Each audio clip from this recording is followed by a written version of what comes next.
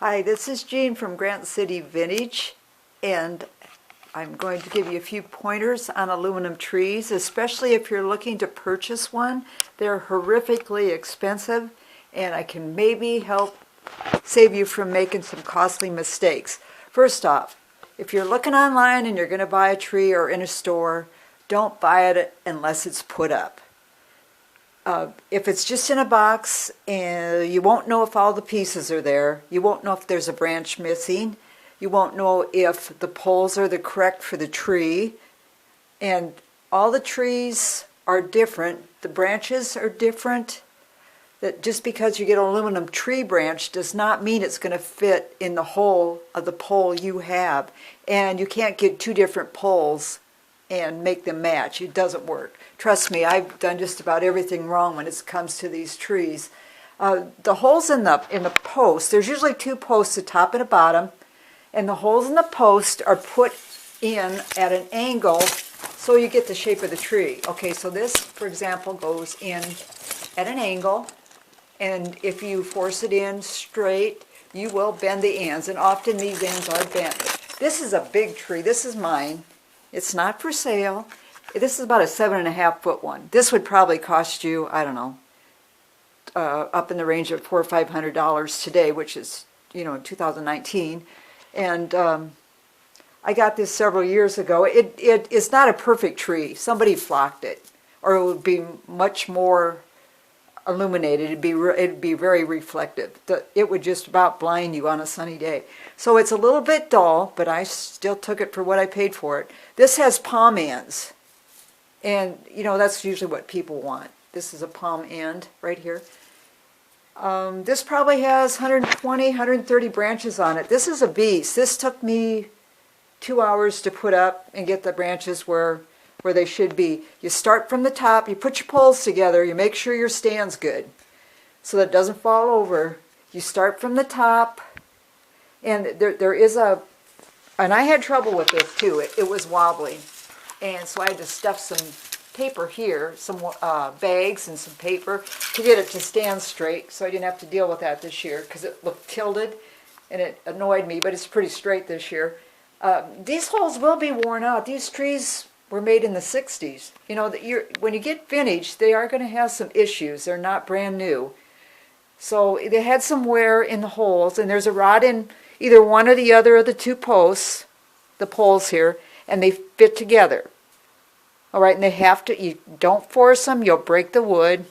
It's just, you have to be careful. And if you notice this tree, I don't know the brand of this one, but as I noticed when I was putting it together yesterday, that the angle of the holes as the tree went down, they started to change the angle, the people that made the post, so that the branches flare out for the nice shape. And this is a pretty nice tree. And then this has, here's my branches. I'm going to try not to tilt the screen. This is I'm going to throw it on the floor here. My cat's just watching me. This is like a 30-inch branch, okay?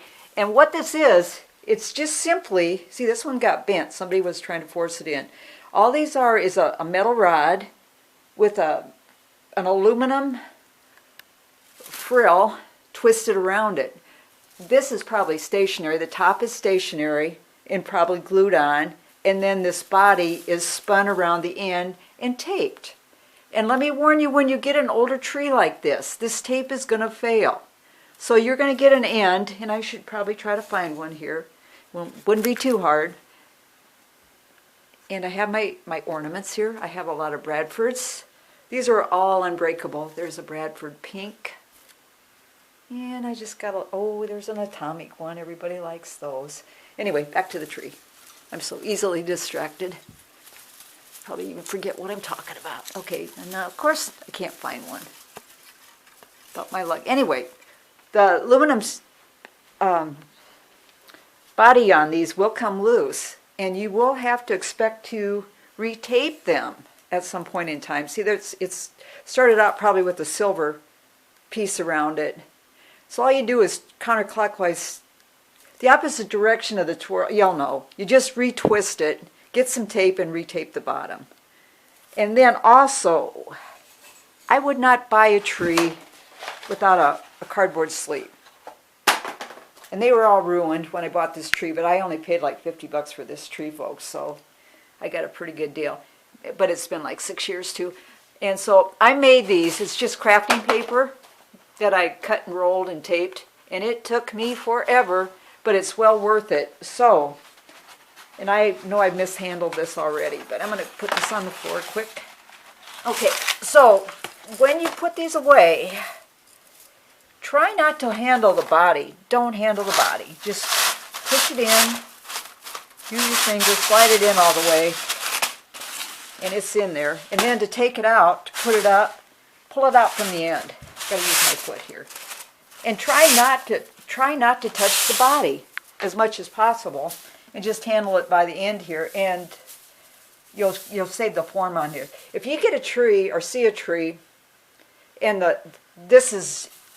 each branch is just mashed, don't buy it. You know, no matter how bad you want one, don't buy something that's had hard use or hasn't been well taken care of. And I see an awful lot of these where these are bent, and the frill, the aluminum is just, it's just smashed. You cannot bring this back to life. You know, this is formed, and it's got a memory, and once the memory is smashed, it's not going to come back.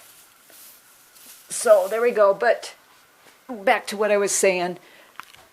If I were going to buy an aluminum tree, make sure it's got the poles in the box. If it isn't set up, make sure it's got the poles in the box, and that the poles go together correctly, and that they're not two poles the seller threw in there and say, there you go, there's your poles. And they may not honestly know what's supposed to be in there. And then if the box comes with it, it will tell you how many branches are supposed to be on it, or in the box for that particular tree. And if you dig around and you see various branches that don't match, don't buy the tree. You know, this one's a complete tree.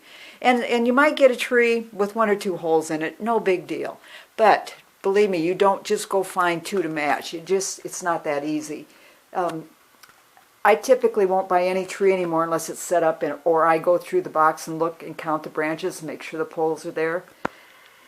And that's how I purchase trees. They're extremely hard to find now, and the good ones are very expensive. But if you are going to spring for one, just don't buy anything you see. Get a good one. You know, get the best that you can. And buying online, if they don't have a picture of the tree up and assembled, don't buy it, because you don't know what you're getting. You don't know if all the posts are there.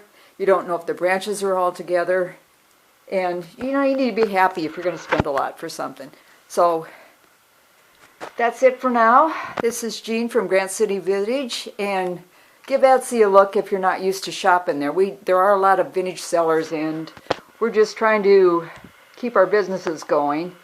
But give it a look. See, there's a lot of vintage Christmas on Etsy. Just when you search under vintage and see what you can find. My shop is Grant City Vintage, and if I can help you out with any questions, let me know. Thank you.